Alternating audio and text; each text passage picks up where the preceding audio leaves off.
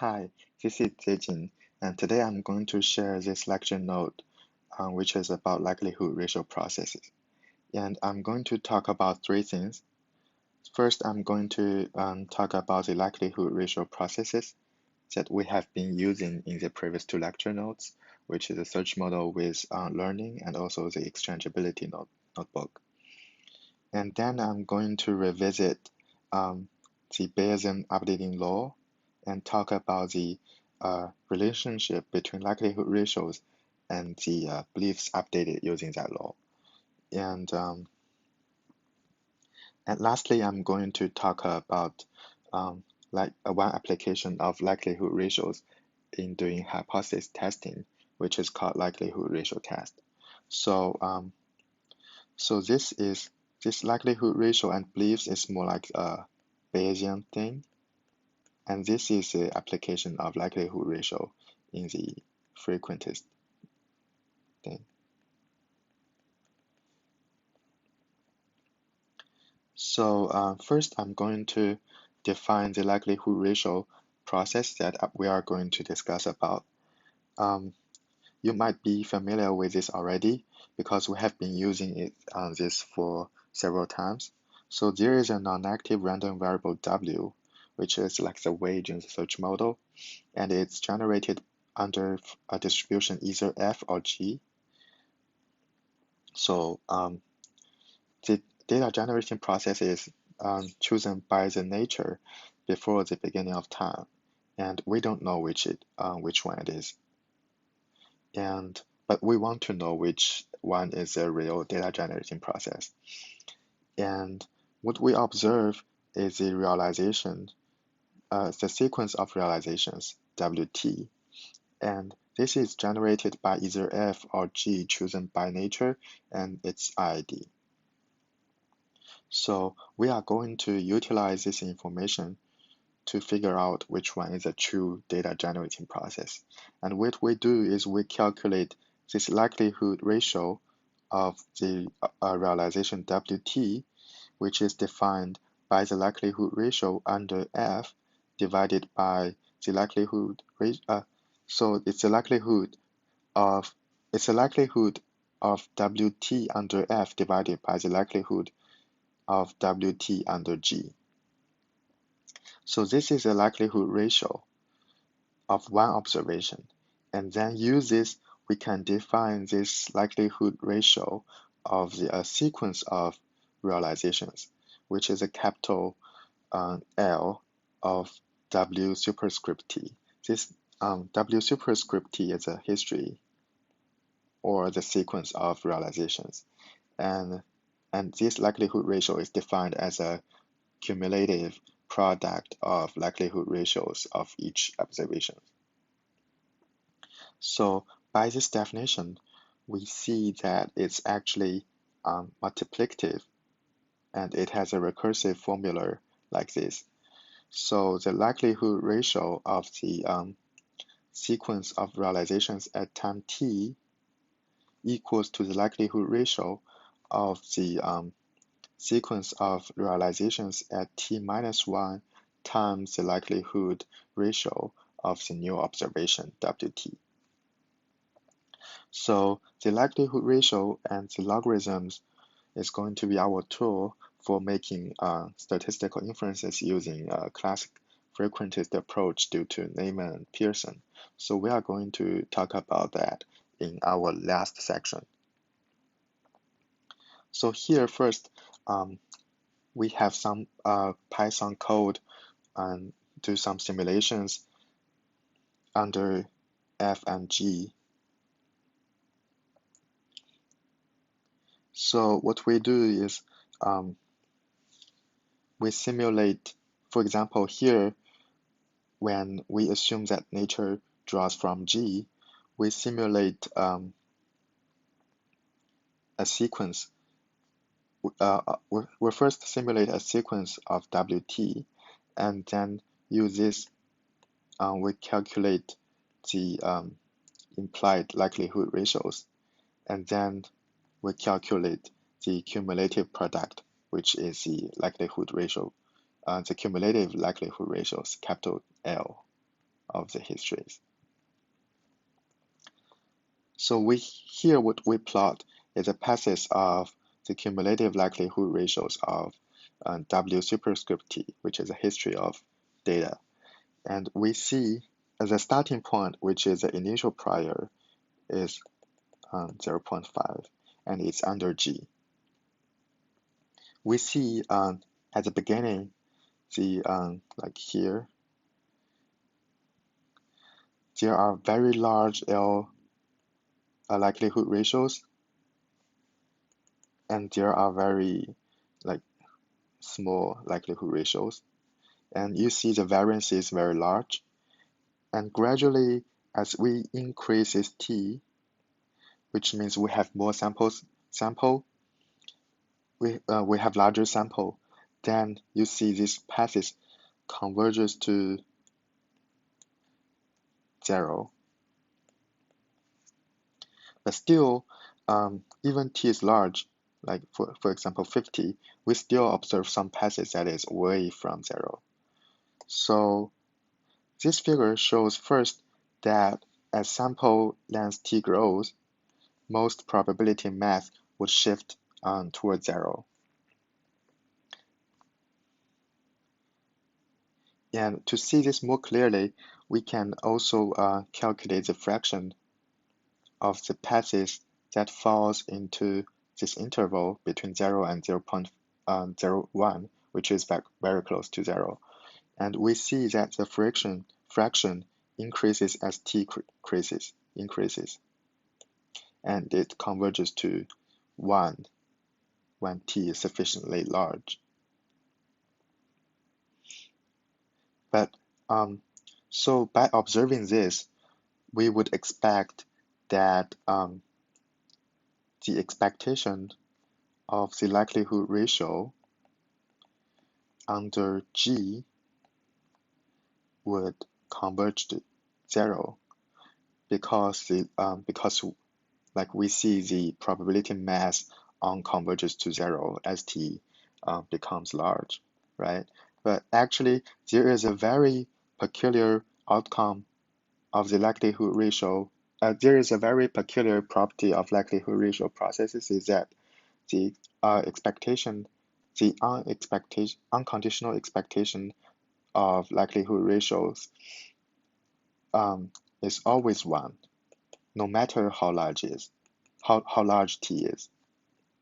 And to see this, we can do some calculations. So here,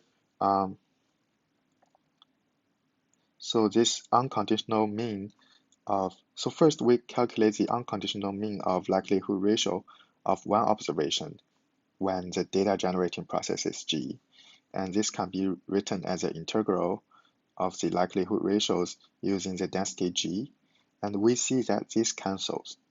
So this is actually integrating F, the density of WT. And we know because this is density, so the integral must be 1. So this implies immediately that the cumulative likelihood ratio at time 0, the unconditional mean would be 1. Because at T equals to 0, then this is just this, because there is only one observation. And for any T, this unconditional expectation can be written as this using the recursive formula and because L is multiplicative. And here we apply the law of iterated probabilities, and we can written this as this, where here is like the conditional expectation, conditional on the history WT minus 1. But because WT is drawn IID, so this likelihood ratio does not depend on the history, so we can rule this out. So this can be written as this. And we have proved that this is always 1. So this is 1, and this actually equals to this. And using the mathematical induction, we know that the unconditional mean of likelihood ratio of the sequence is always 1 no matter what t is. So our conjecture here is wrong. So this does not converge to 0. It will always stay at 1. And we can do some simulations to verify this.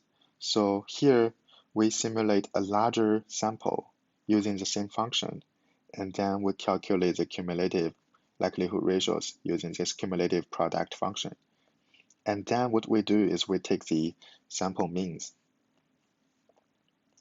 to estimate this unconditional mean of likelihood ratios when G is the generating processes. And what we see is, so this black dotted line indicates when 1. And we see that this sample mean is always around 1 with some variance. The variance is caused because we are drawing some samples of these likelihood ratios. And if we increases the number of passes of these likelihood ratios, we would expect this variance to vanish. So this verifies our conclusion here that this unconditional mean of likelihood ratios should always be 1. And we see this is peculiar because here the probability mass, the majority of probability mass is moving to 0 as t grows. But however, this unconditional mean will always be 1, no matter how large t is. So here we discussed the case when G is the data generating processes. Now let's consider the case where nature actually selected F. So instead, now we see that on this unconditional mean of likelihood of one observation is actually greater than 1. The last, so when G is a data generation process, we know it's always 1. But here, so again, this unconditional mean of likelihood ratio of one observation when F is the data generation process can be again written as an integral, where this is a likelihood ratio and this is the density function. And if we divide this by G and multiply it with G again, it does not change anything. But then we see that this can be written, this is actually the squared likelihood ratios. And then this is actually the expectation of the squared likelihood ratios under G, right? And using the definition of variance, it can be written as this. And we know the variance is always non-negative, so the sum of these two terms is greater than this term. And we have already shown that this term is always 1. So this is 1. And therefore, this unconditional mean of likelihood ratio under F is greater than 1. So, and this is for the likelihood ratio of one observation. And remember, the cumulative likelihood ratio of the data sequence is a cumulative product of this. And we would expect that this explodes as t grows, which we verifies here using the simulated data of Python, using Python. So here, what we do is we simulate a lot of paths of likelihood ratios under F, and then we take the sample mean again. So it's like we are estimating the unconditional expectation of likelihood ratios when F is the data generating process. And notice the scale of y-axis. So here it looks like it's always 0, but actually it's increasing. And as t grows, this explodes to like infinity. So another way to plot this is we calculate the fraction again. The fraction of likelihood ratios falls into the interval between 10,000 to the and infinity. And we see, so this is like really large numbers, and we see the fractions increases as t grows, and it comes close to 1 when t is 50. So this again shows that the majority of the probability mass of this likelihood ratio under f moves toward infinity as t grows. So in our second part, I'm going to talk about the relationships between likelihood ratio and the beliefs updated by using Bayes' law. And recall that this pi is our subjective probability that the data generating process is f. And we are going to update our beliefs upon each time we observe a new realization using this Bayes' law. So where this pi is the current belief, and this L is the likelihood ratio of the new realization, and this pi prime is going to be our next belief. So the intuition is like so this is following this Bayes' law, where the probability Q equals to F is the probability that we observe this W, the new realization, under F times the probability that the data generation process is F divided by the probability that we observe W. And so this probability is going to be replaced by the likelihood, because here this W is a continuous variable, and here also replaced by the likelihood under F, and here replaced with the likelihood under G. And if we divide both the numerator and denominator by G, this is going to be likelihood ratios, and then this is what we have here. So here we define a function called update for calculating the next period belief given the current belief and the likelihood ratio of the new realization. So in the following, we are going to plot some informative graphs showing one path of cumulative likelihood ratio using the simulated data above, and paths of beliefs updated using this particular likelihood ratio sequence and following this law.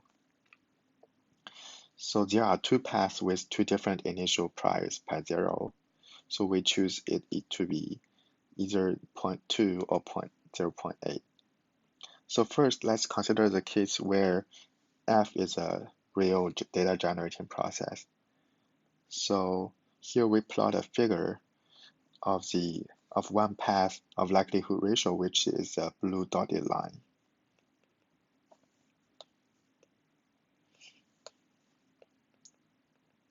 And these two solid lines with different colors are the paths of updated beliefs with two different priors. So these two paths are both updated using the same likelihood ratio, this sequence. And we see that there are some co-movements between these three lines. Here, like when we observe spikes in the likelihood ratios, we also observe these spikes in the beliefs, right? And also we observe that when this likelihood ratio is larger enough that is above this threshold, both of these two lines of beliefs converges to 1, no matter what their initial priors are. So this figure actually shows the dominance of the cumulative likelihood ratios of the sequence of data in determining the beliefs updated using Bayes' law. So here is another case when G is a real data generation process. And here again, we see that when this likelihood ratio goes to 0, both of these two paths of beliefs converges to 0, no matter what their initial values are. And so these two figures show the dominance of the likelihood ratios. And we have some calculation that shows the dominance in a more clear way. So recall that the updating rule is like this. If we take reciprocal on both sides, we have and do some simple calculations, we have this recursive formula. So these are terms at a different period, and we are going to, if we multiply these terms by this 1 over the likelihood ratio of the new realization recursively, we would have this result. So here, notice that it's the initial prior, and this is the likelihood ratio of the whole bunch of sequence of data. And if we arrange this formula a little bit, we would get something like this. So it's like given any initial prior and a sequence of realizations, we can calculate the cumulative likelihood ratio of this sequence of data. And then these two determines our beliefs at time t deterministically. And so by observing this, by staring at this term, we see this is actually very similar with this, right? So what's different? So we are replacing pi t with pi 0 and replacing this likelihood ratio of one observation with the likelihood ratio of the sequence of data. So it's like it looks like we are doing one step update in belief by treating this sequence of data as one realization associated with the likelihood ratio, this cumulative likelihood ratio. So this formula actually shows the dominance of likelihood ratio in determining beliefs, because we see that as this goes to infinity or goes to 0, no matter what pi 0 is, we would have this goes to 1 and goes to 0. So comes back to these two figures. We see these co-movements is because this cumulative likelihood ratios plays the most important role in determining this pi t plus 1 as t becomes very large. And here we have some Python code verifies this formula. So here is like given the prior and the sequence of data, we calculate L first by applying this rule recursively, and we also calculate L using this formula, and then we compare, and the result says that the difference between them is smaller than a certain tolerance that we give, so they are very close. They are not exactly the same because of some computational errors, but this verifies that we did a correct calculation here. So lastly, we talk about the application of likelihood ratios in doing some frequentist style hypothesis testing. So So let's say that our null hypothesis H0 is that F is a real data generating process, and then the alternative is that the data generating process is G. So um, following this likelihood ratio test, we come up with a following decision rule where we would reject H0 if the likelihood ratio of the given the data is smaller than a threshold C, and accept the null hypothesis otherwise. So this C can be arbitrarily given. So given any C, we would have a decision rule, and we would talk about more about how to choose a C. So given this decision rule, there are two probabilities that can help us evaluate the diagnostic ability of it. And the first one is the probability of detection, which is also called as statistical power, or 1 minus the probability of type 2 error. So this probability is defined as this, where this beta is a probability of making type 2 error. So this is actually the probability of rejecting H0 when H1 is true. So it's like the probability of making a correct rejection. And the second measure is a probability of false alarm, which is also called significance level, or the probability of making type 1 error. And it's defined like this. And the intuition of this is it's a probability of reject H0 when H0 is actually true. So it's like the probability of making a wrong rejection. So there is a lemma, Neyman-Pearson lemma, states that the likelihood ratio test actually maximizes the probability of detection given any probability of false alarm. So, or it's called like the most powerful test given the probability of false alarm.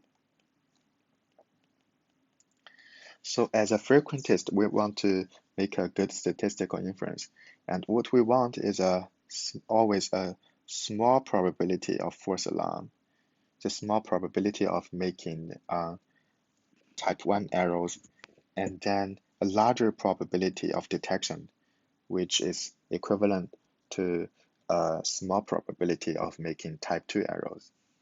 So if we make T fixed, we can change these two probabilities by moving C around, right? Because these two probabilities is defined using this C. So if you change this C, the probability changes consequently. But by staring these two definitions, we know that when we move C, these two probabilities must move in the same directions, which means we cannot decrease this probability of false alarm without decreasing the probability of detections as well. However, without specifying the penalties of making type 1 and type 2 errors, like we don't know the loss of making each error, it's actually unclear about how to trade off between these two probabilities. So we don't know what's going to be the optimal probability of false alarm and optimal probability of detection when there is a constraint between these two relations. But however, what we know clearly is that if we increase T, it will always help us make a better statistical inference. So in the following, we are going to plot some informative figures showing the improvement by this increasing T, and presents a method of choosing the sample size T when we given some requirements on these two probabilities. So first, let's start with a case where we fix our decision rule by a given threshold c equals to 0 equals to 1. So first, we plot some empirical distributions of these logarithms of the likelihood ratios under either f or g. So the reason that we can take logarithms of these cumulative likelihood ratios is because logarithms is a monotonic transformation. Therefore, taking logs does not change anything about these relationships, and therefore the probabilities also doesn't change. So here these four figures shows the distribution, this orange line, the distribution of these logarithms of likelihood ratios under G. And this blue line is the distribution under F.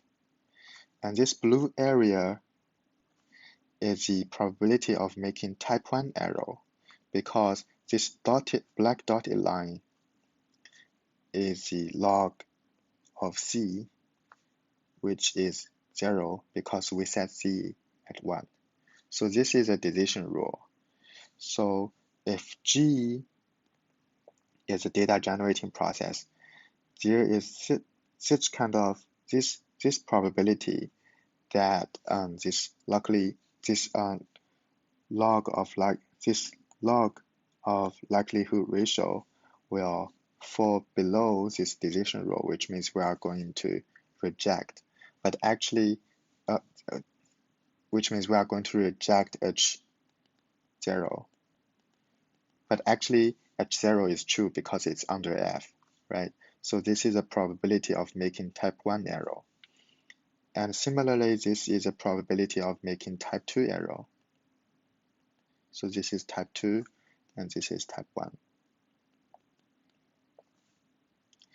And what we see in these in these four figures is like when we increases t from 1 to 7 and 14 and 21, we see that these areas decreases as t increases.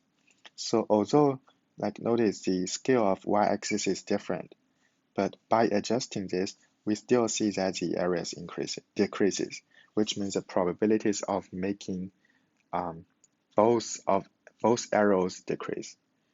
In other words, like we can make a better statistical inferences because the probability of detection increases, the probability of false alarm decreases. And the reason is because we see that this distribution under G and the distribution under F move toward in different directions. And this is a result that we should have known from these figures, from these two figures. So it's like as t increases, we know the likelihood ratio is going to 0 under G, which means the logarithms is going to minus infinity under G. So this is a probability mass. The majority of probability mass is going to minus infinity. And when under F, these logarithms of the the logarithms of likelihood ratios is going to infinity. Therefore, come back to these four figures. We see that these two distributions becomes more and more distinguishable as t increases, because the majority of the probability mass move towards two different directions. So this is a case when we hold the decision rule unchanged. We always set c equals to 1. But actually, comes back to this definition, we see that this C would uniquely pins down the probability of detection and the probability of false alarm. And by moving C around, we would actually have a relationship between these two probabilities.